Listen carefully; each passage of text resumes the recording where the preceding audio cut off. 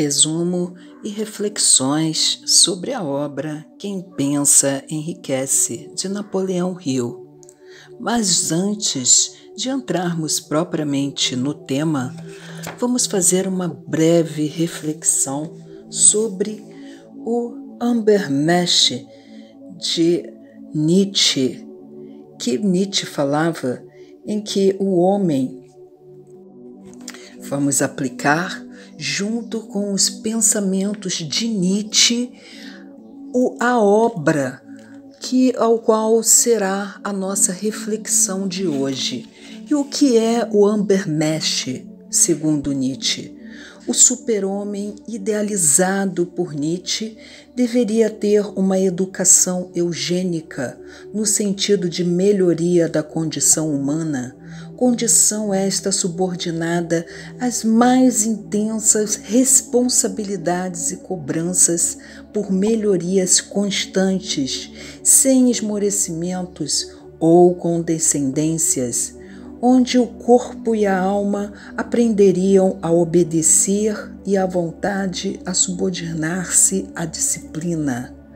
A característica dominante do super-homem de Nietzsche seria o amor à luta e ao perigo, deixando a felicidade para a maioria, os meros humanos normais, pois ao super-homem caberia o dever de elevar-se além dos limites estabelecidos pela normalidade, pois nada mais terrível do que a supremacia das massas. Concluindo, então, nós devemos buscar sempre, temos esse potencial para sermos o Übermensch, como Nietzsche fala, o super-homem, se superar a cada dia, sem medir esforços, buscar sempre ser o Übermensch, esse esforço que há dentro de cada um de nós.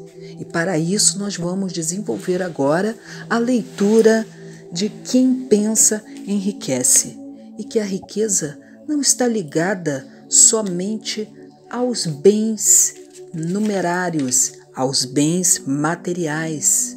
Sucesso não é apenas quando você ganha, também é sucesso quando você aprende, quando você supera, quando você compreende, quando você refaz a rota, quando você perdoa, quando você decide recomeçar e quando você consegue transmutar dores em lição de vida.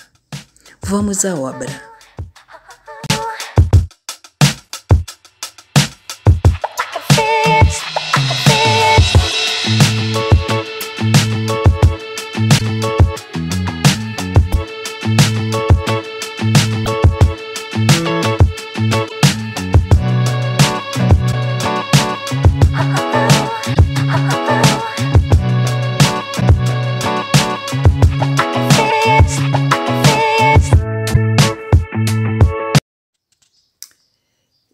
Inicialmente, algo muito importante a ser observado logo no início das páginas da obra são os exemplos das personalidades de sucesso em que Napoleão Hill mostra logo no início.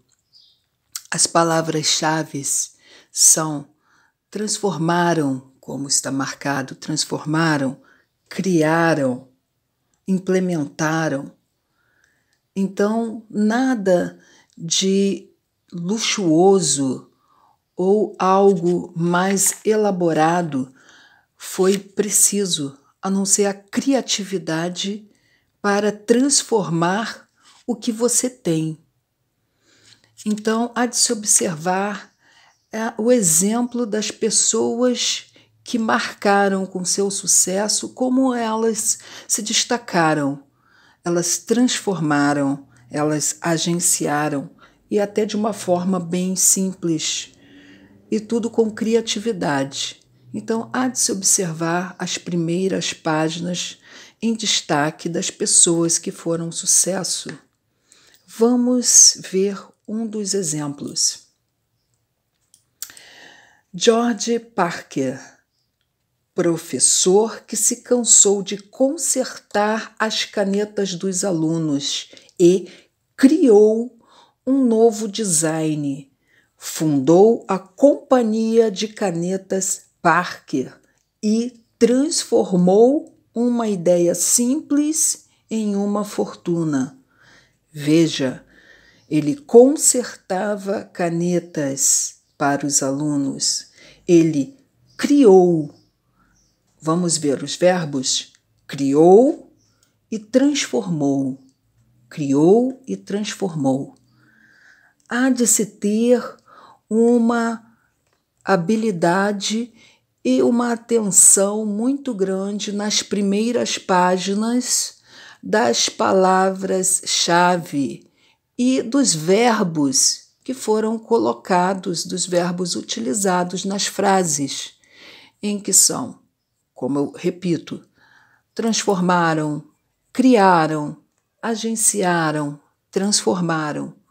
Em nenhum deles tem o valor. Ele utilizou 1 milhão para investir em X, em Y. Ele utilizou 1 bilhão para... Então, o sucesso aqui não está ligado a valores materiais, e sim a sua criatividade de você poder transformar o que você tem, o dom que você tem. Vamos avançar mais a obra, vamos avançar. Uma das causas mais comuns de fracasso é o hábito de desistir diante uma derrota temporária. Todo mundo comete esse erro em algum momento. A crença de Napoleão Hill, a de que todo fracasso traz nele a semente de um benefício equivalente, foi a inspiração para o empreendedor e orador motivacional Wayne Allen. Publicado no fim da década de 90, não só conta a história pessoal de Wayne sobre usar seus fracassos como degraus para o sucesso, como também reconta a história de outras pessoas bem-sucedidas, que provam que os ricos e famosos só chegaram a este patamar por causa da aprendizagem com seus fracassos. Steve Jobs, Donald Trump e muitos outros conhecidos empreendedores tiveram que fracassar para aprender as lições que, em última análise, fizeram deles sucessos. Cada um deles tem um fracasso, mas nenhum foi derrotado. Uma das principais fraquezas da pessoa comum é ter muita familiaridade com a palavra impossível. Sabemos todas as regras que não vão funcionar. Conhecemos todas as coisas que não podem ser feitas. O sucesso chega para aqueles que se tornam conscientes do sucesso. O fracasso acontece para aqueles que se permitem tornar conscientes do fracasso. Outra fraqueza é o hábito de mensurar tudo e todos por suas próprias impressões e crenças. Alguns leitores terão dificuldade para acreditar que é possível pensar e enriquecer, porque seus hábitos de pensamento incluem pobreza, miséria, fracasso e derrota. Esse tipo de pensamento faz lembrar a história do homem que chegou da China para estudar na Universidade de Chicago. Um dia, o presidente Harper encontrou esse rapaz no campus e parou para conversar com ele por alguns minutos. Ele perguntou que característica do povo norte-americano o rapaz considerava mais notável. Ora, respondeu o estudante, o formato incomum dos olhos. Tudo é uma questão de perspectiva e hábito. O mesmo é válido para a sua crença no que uma pessoa pode realizar. Se você desenvolveu o hábito de ver a vida apenas de sua perspectiva, pode cometer o engano de acreditar que suas limitações são, de fato, a medida correta das limitações.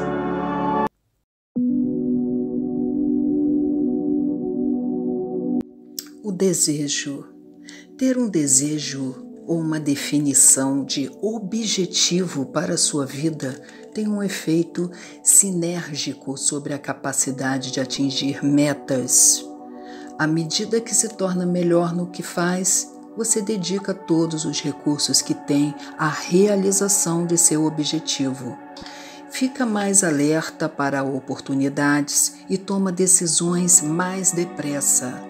Cada ação executada leva à pergunta: essa meta vai me ajudar a realizar meu desejo, meu objetivo geral ou não? Seu objetivo vai se tornar sua vida, vai permear sua mente consciente e subconsciente.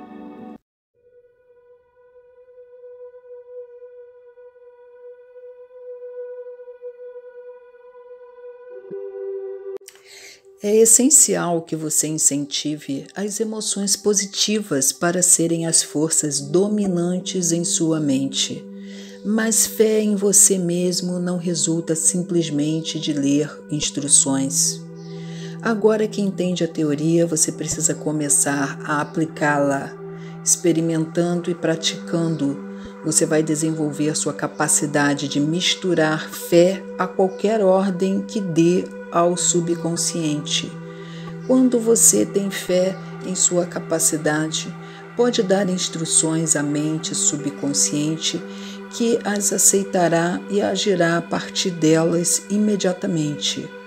Quando sua mente é dominada por emoções positivas, ela incentiva o estado mental conhecido como fé.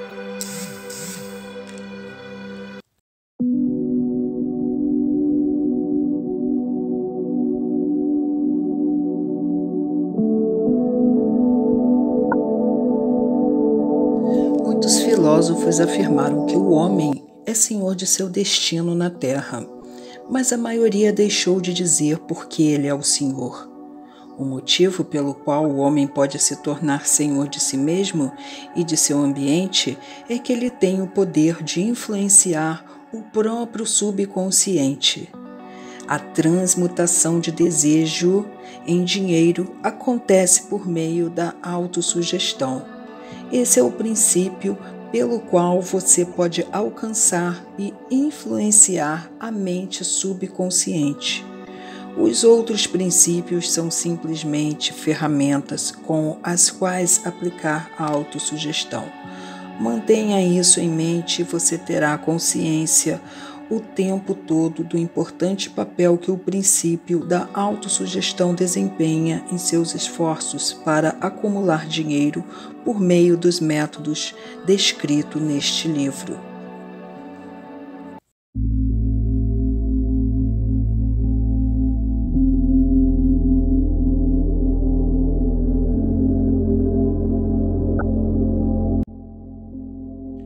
Há dois tipos de conhecimento.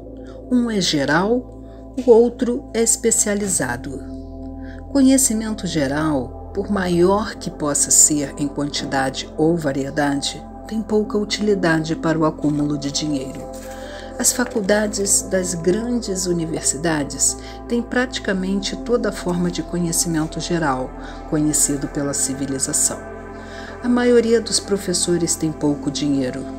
Eles se especializam em ensinar conhecimento, mas não se especializam na organização ou no uso do conhecimento.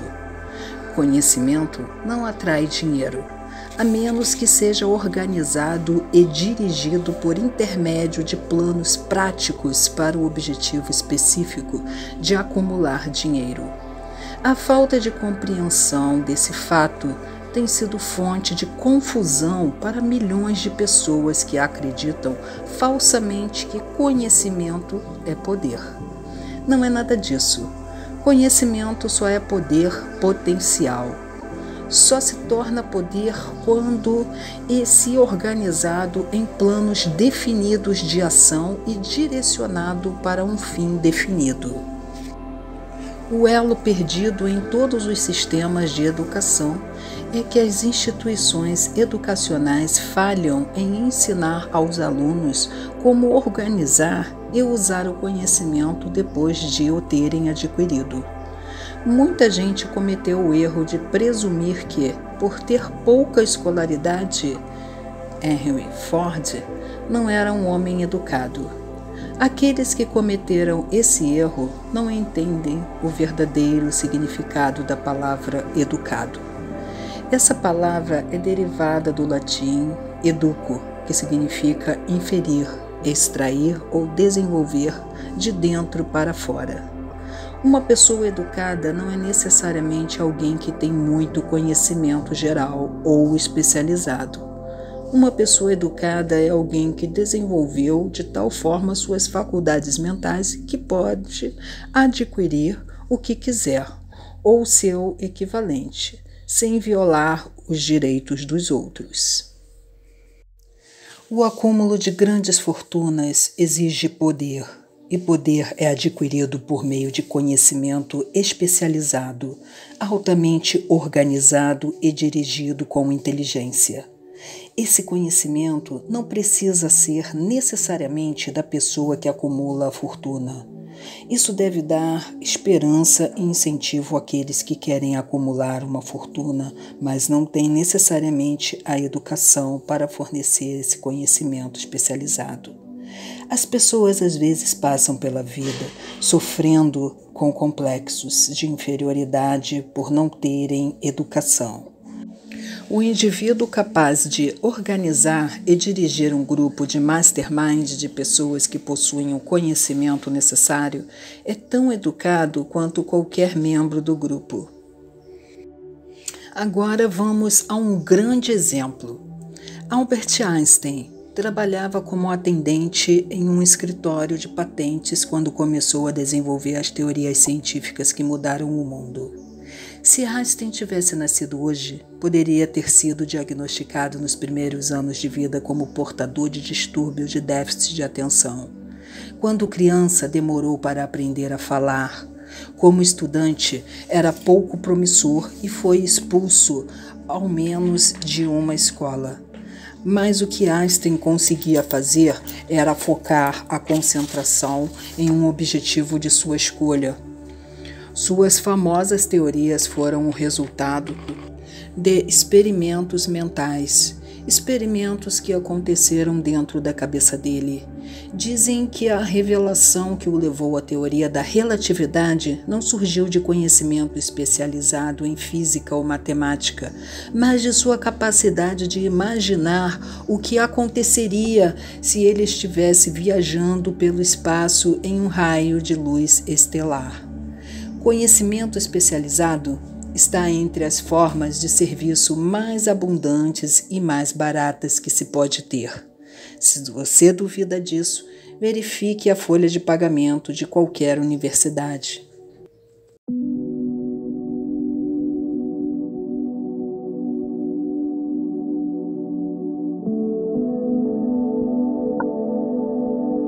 A imaginação é literalmente a oficina onde todos os planos são criados. É onde o impulso, o desejo ganha forma e ação com a ajuda da capacidade imaginativa da mente.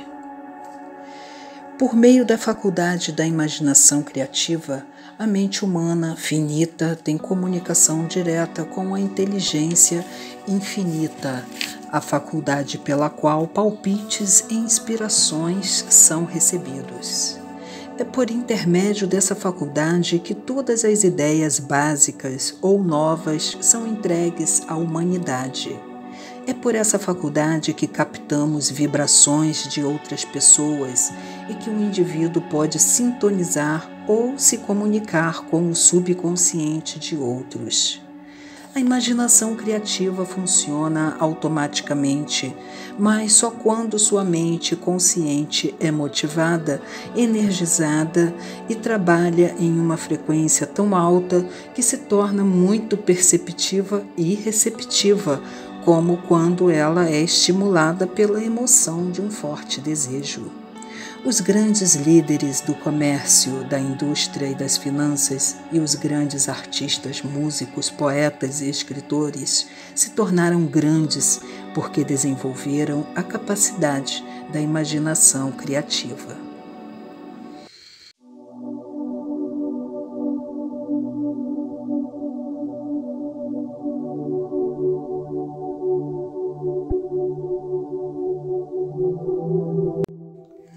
planejamento inteligente é essencial para o sucesso em qualquer empreendimento destinado a acumular riqueza. A oportunidade oferece suas opções.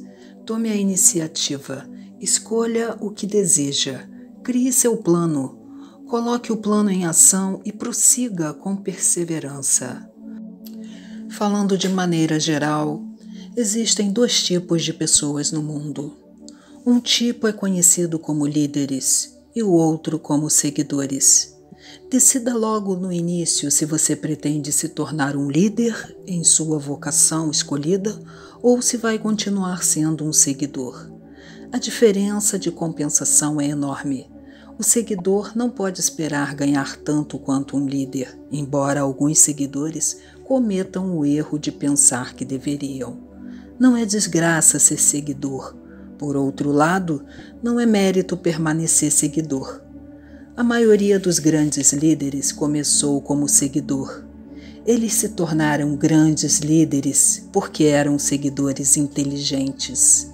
Com poucas exceções, a pessoa que não pode seguir um líder de maneira inteligente não pode se tornar um líder eficiente. A pessoa capaz de seguir um líder de forma mais eficiente é, em geral, a pessoa que progride mais rapidamente para a liderança. Um seguidor inteligente tem muitas vantagens, inclusive a oportunidade de adquirir conhecimento com o líder.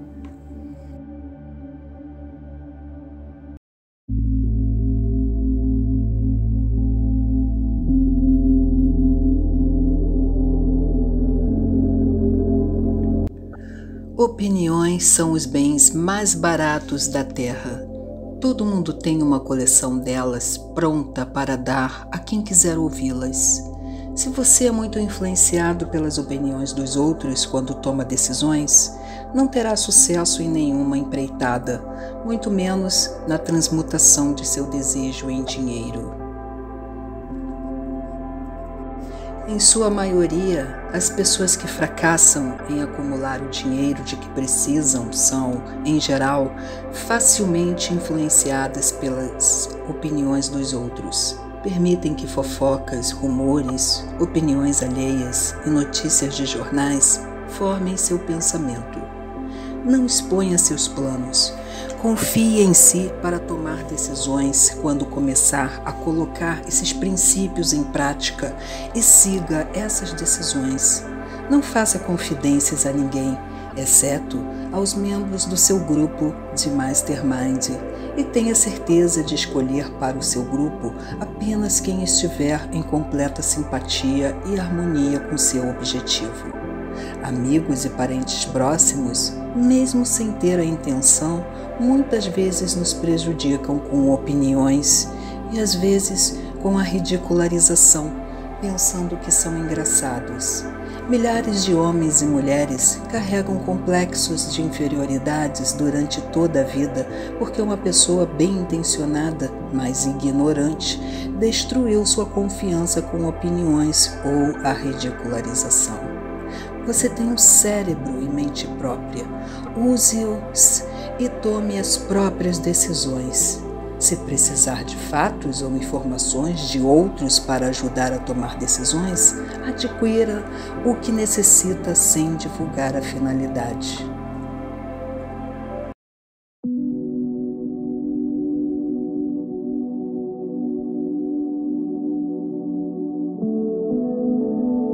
A persistência é um fator essencial no processo de transmutar o desejo em seu equivalente monetário. A base da persistência é a força de vontade. Força de vontade e desejo, quando adequadamente combinados, formam uma dupla irresistível. Aqueles que acumulam grandes fortunas às vezes são chamados de calculistas ou implacáveis. Frequentemente é só porque seus críticos não entendem que o que eles têm é um desejo forte apoiado pela força de vontade, que eles misturam com a persistência. É a combinação que garante a conquista dos seus objetivos. A maioria das pessoas está pronta para jogar fora objetivos e propósitos e desistir ao primeiro sinal de oposição ou infortúnio. Algumas continuam apesar de toda a oposição até atingir o objetivo. Pode não haver uma conotação heróica na palavra persistência, mas a persistência faz por seu caráter o que o carbono faz pelo ferro, o endurece e transforma em aço. O ponto de partida de todas as conquistas é o desejo. Tenha sempre isso em mente. Desejos fracos trazem resultados fracos, assim como um fogo brando gera pouco calor. Se você carece de persistência, essa fraqueza pode ser corrigida alimentando um fogo mais forte sob seus desejos. Aqueles que cultivam o hábito da persistência parecem estar protegidos contra o fracasso. Não importa quantas vezes sejam derrotados, finalmente chegam no topo da escada. Às vezes parece haver um guia oculto cujo dever é nos testar com todo tipo de experiência desencorajadora. Quem se levanta depois de uma derrota e continua tentando, finalmente chega ao objetivo e o mundo diz: "Eu sabia que você era capaz disso." As pessoas que aprendem pela experiência a importância da persistência não aceitam a derrota como algo mais que temporário. São aquelas cujos desejos são perseguidos como tanta persistência que a derrota é finalmente transformada em vitória. Vemos que a maioria esmagadora das pessoas sofre derrotas e nunca mais se levanta. Vemos também os poucos que transformam o castigo da derrota em impulso para se esforçar mais. Mas o que não vemos, o que a maioria nem suspeita que exista, é o poder silencioso mais irresistível que socorre aqueles que lutam contra o desânimo. Se chegamos a falar desse poder, nós o chamamos de persistência e paramos por aí. Uma coisa é certa: se você não tiver persistência, não alcançará sucesso notável em nenhuma vocação.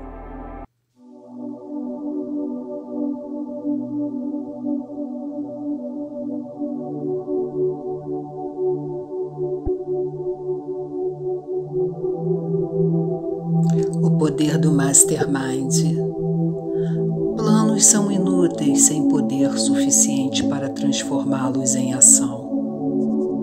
Poder pode ser definido como conhecimento organizado e inteligentemente dirigido. Poder, como o termo é usado aqui, refere-se ao esforço organizado suficiente para permitir que um indivíduo transmute o desejo em seu equivalente monetário. O esforço organizado é produzido pela coordenação do esforço de duas ou mais pessoas que trabalham por um fim definido em espírito de harmonia. Escolha associar-se a pessoas que compartilhem de valores, objetivos e interesses comuns, mas que tenham individualmente um forte desejo de contribuir com o esforço geral. Tentativa e erro fazem parte do processo, mas, acima de tudo, há duas qualidades para manter em mente. A primeira é a capacidade de fazer o trabalho. Não selecione pessoas para sua aliança só porque as conhece e gosta delas. Tais pessoas são valiosas para você porque melhoram sua qualidade de vida, mas não são necessariamente adequadas para uma aliança de mastermind. Seu melhor amigo pode não ser o profissional de marketing mais experiente, mas talvez possa apresentá-lo a alguém que seja. A segunda qualidade é a capacidade de trabalhar em espírito de harmonia com outras pessoas. Deve haver uma reunião completa de mentes, sem quaisquer reservas. A ambição pessoal deve ser subordinada à realização do propósito da aliança. Isso inclui você mesmo. Você também deve insistir na confidencialidade. Algumas pessoas podem revelar uma ideia simplesmente porque adoram conversar. Você não precisa delas em seu grupo. Entre em sintonia com todos os membros do grupo. Tente imaginar como você reagiria a uma determinada situação se estivesse no lugar deles. Preste atenção à linguagem corporal. Às vezes, expressões faciais e movimentos dizem muito mais sobre o que uma pessoa sente do que as palavras que ela profere. O dinheiro é tímido e evasivo. Deve ser cortejado e conquistado por métodos não diferentes daqueles usados por um amante determinado. E o poder que você usa para seduzir o dinheiro não é muito diferente do que você usa para atrair quem ama. É o poder da emoção positiva. Esse poder, quando utilizado com sucesso na busca do dinheiro, deve ser misturado com a fé, deve ser misturado com o desejo, deve ser misturado com a persistência, deve ser aplicado por meio de um plano e esse plano deve ser posto em prática. Quando o dinheiro vem em grandes quantidades, ele flui para aquele que o acumula com a mesma facilidade com que a água flui para baixo. Existe uma grande corrente de poder invisível que pode ser comparada a um rio que flui em duas direções. Um lado flui em uma direção, levando todos que entram nesse lado da correnteza para frente e para cima, rumo à riqueza. O outro lado flui na direção oposta, levando todos os que são infelizes o suficiente para entrar nele e que não conseguem sair para baixo, para a miséria e a pobreza.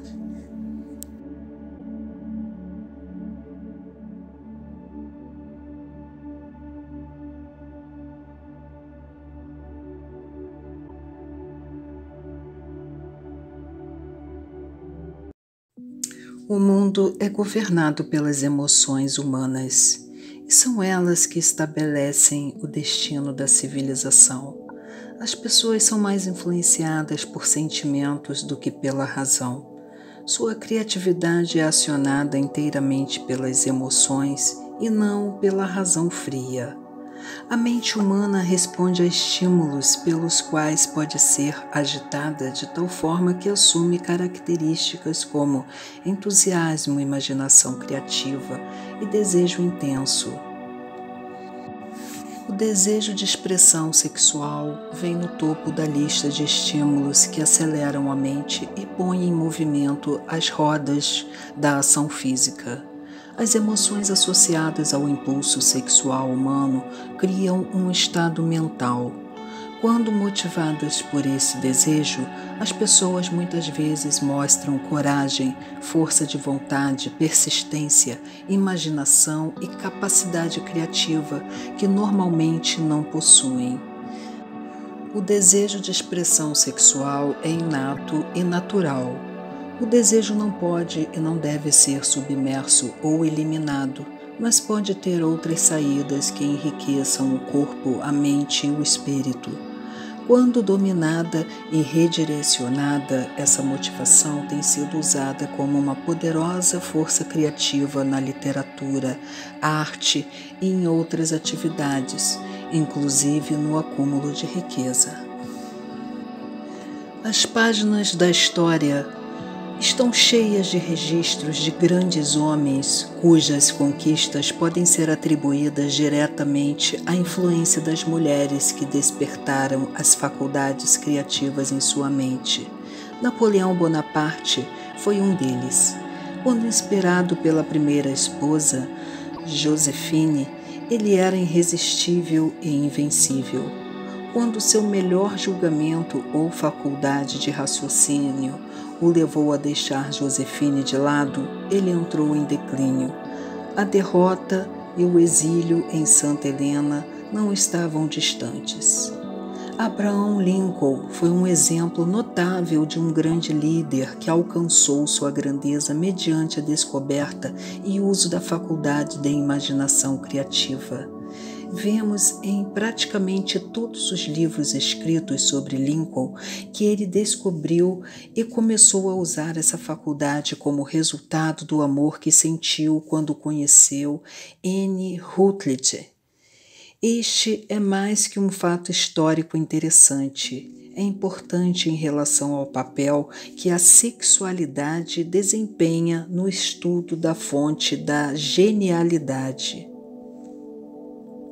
Sempre que havia evidências disponíveis sobre a vida de homens de sucesso, de homens bem-sucedidos, elas indicavam de forma convincente que cada um possuía uma natureza sexual altamente desenvolvida. Uma análise das informações tiradas de biografia e textos históricos leva às seguintes conclusões. 1. Os que alcançam maior sucesso têm uma natureza sexual altamente desenvolvida, mas aprenderam a arte da transmutação de energia sexual. 2. Os que acumularam grandes fortunas e alcançaram reconhecimento excepcional na literatura, arte, indústria, arquitetura e profissões liberais foram motivados pela influência de uma companheira ou amante. Quando conduzidas por essas emoções, as pessoas se tornam dotadas de um superpoder de ação. Se você entender isso, também entenderá que a transmutação sexual contém o segredo da capacidade criativa. Embora a análise de Hill se concentre nos homens, hoje existe uma ampla gama de biografias de mulheres que realizaram conquistas em todos os campos da vida, incluindo negócios, política, religião, esportes, entretenimento e artes, tendo em mente que a informação biográfica é sempre subjetiva. Napoleão Hill teve que fazer uma análise aprofundada das biografias na busca de indícios de que a sexualidade do sujeito tinha uma correlação com seu sucesso. Obviamente, isso não significa que todos que são altamente sexuais são gênios. As pessoas alcançam o status de gênio apenas quando se estimulam a mente para poder aproveitar as forças disponíveis por meio da faculdade criativa da imaginação. Embora seja o mais importante dos estímulos ou motivadores, simplesmente ter energia sexual não é suficiente para ser um gênio. A energia deve ser transmutada do desejo de contato físico em alguma outra forma de desejo e ação antes de elevar alguém ao status de gênio.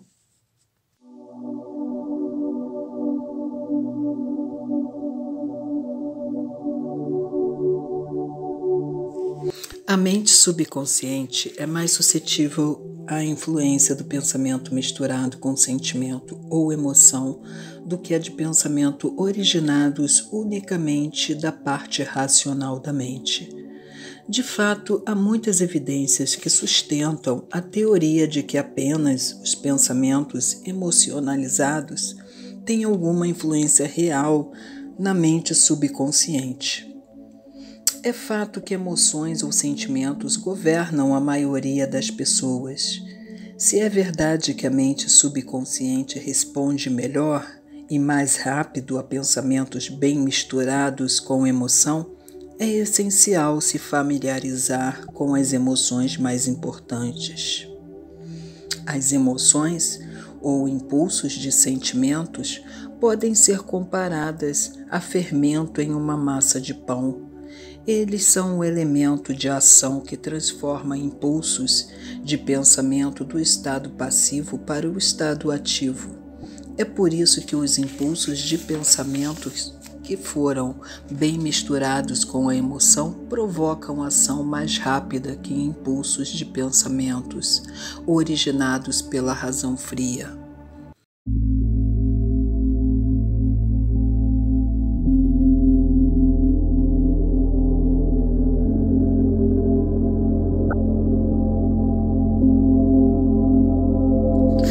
O cérebro, estimulado pelas emoções, funciona em um ritmo muito mais rápido do que quando as emoções estão calmas ou ausentes. O resultado é o aumento do pensamento e tal ponto que a imaginação criativa se torna altamente receptiva às ideias. Por outro lado, quando o cérebro está funcionando em um ritmo rápido, também dá aos pensamentos o sentimento emocional que é essencial antes de que sejam captados e sirvam de base para a ação da mente subconsciente.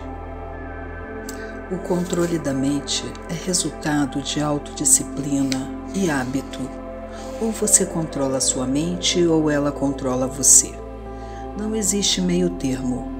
O método mais prático para controlar a mente é o hábito de mantê-la ocupada com um objetivo definido, apoiado por um plano definido. Estude o histórico daqueles que alcançaram sucesso notável e você verá que eles têm controle sobre a própria mente e exercitam esse controle, direcionando a mente para a realização de objetivos definidos. Sem esse controle, o sucesso não é possível.